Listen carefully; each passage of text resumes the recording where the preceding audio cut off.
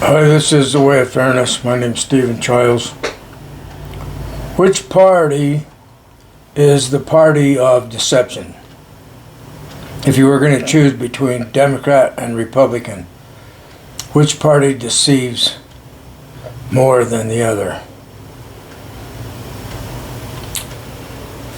I would say that it's the Republicans that do the deceiving. They have been that way since for years. Their agenda was to weaken the working class and to win the working class over with deception.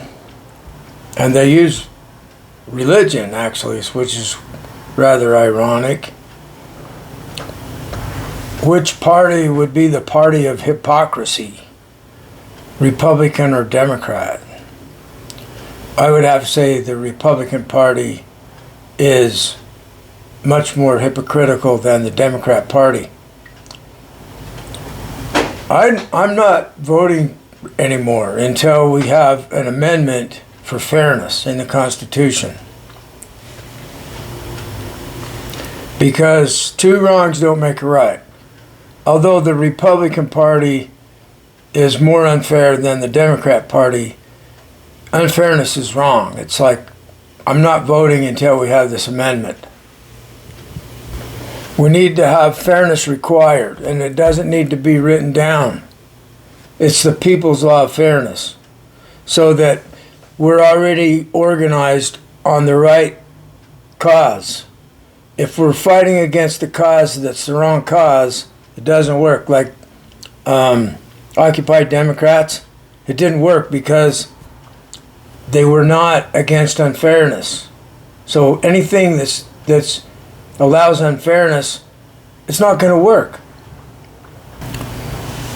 We have the MAGA Republicans supporting Trump, and if they steal the election in 28, they are certifiably fascists. Because fascism, by definition, is a one party, where the elections are not actually elections. I don't see much difference between fascists under Trump or communists under Putin, other than, I guess, the communists technically have a party, a group of people that are in the Communist Party that rule, whereas with Trump, it's just Trump and only Trump that rules. Other than that, I can't see any difference. And it's so funny because we've been so much against communism, and now we're becoming a nation that is very close to communism in ideology. Here again, this is the hypocrisy of the Republican Party. This is the kind of thing that makes people angry, and it hurts people to see that they're being done wrong in such a unfair way. We have this situation where it's okay to lie for religion. They're called apologists. So when you question the religion about the wrongdoing in the religion, they have apologists that justify the way the scriptures are written. And basically it's just deception. It's sophistry. It's hypocrisy. So the religions are protecting unfairness and deception. And why should the people like Trump and the Republican Party, why should they be required to be honest and fair about things when the religions are not required to be honest and fair about things? A lot of this is because the people have not really learned about the situations. Like, it was just an hour ago when I used Chat GPT or whatever AI search I asked if Trump was fascist, and I found out that fascism is based on one party. So, put two and two together. Well, if Trump steals the 28 election, then he's fascist. So they intend on being fascist. So my argument is, if a group of people intend on being fascists, aren't they fascists if they intend on being? So I think it's fair to label them as fascist. That's my opinion. I think it's fair to label religion as anti-truth. They're against truth. And I think that is very wrong, that religion would be against truth.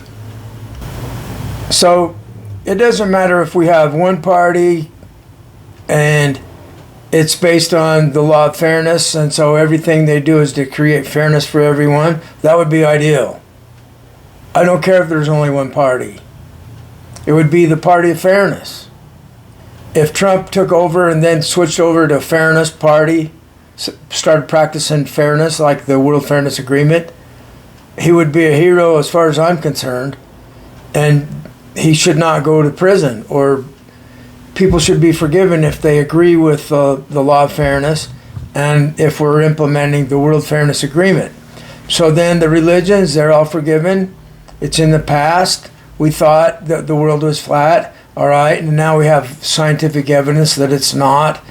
And so they got caught in this situation where we can't admit that this isn't true because the Bible said that the world is flat. And so what are we going to do? We're going to have to create all these apologists to tell people why this is okay, that we still have the belief in flat world, for example.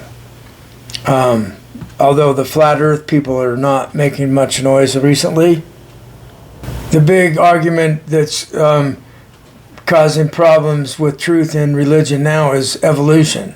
So you have people that absolutely refuse. They just will not even consider the possibility that humans are one of 5 great apes. And it's like, it's so obvious once you look into this. It's I was watching Jesse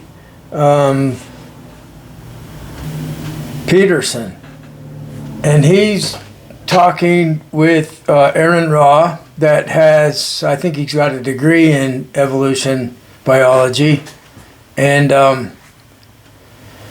he asked Jesse to explain why he doesn't understand that we are an ape. Humans are an ape. And he just doesn't even want to look into that. So, he was going to be interviewed. They were going to be he was going to be talking with Aaron Ra and about this question,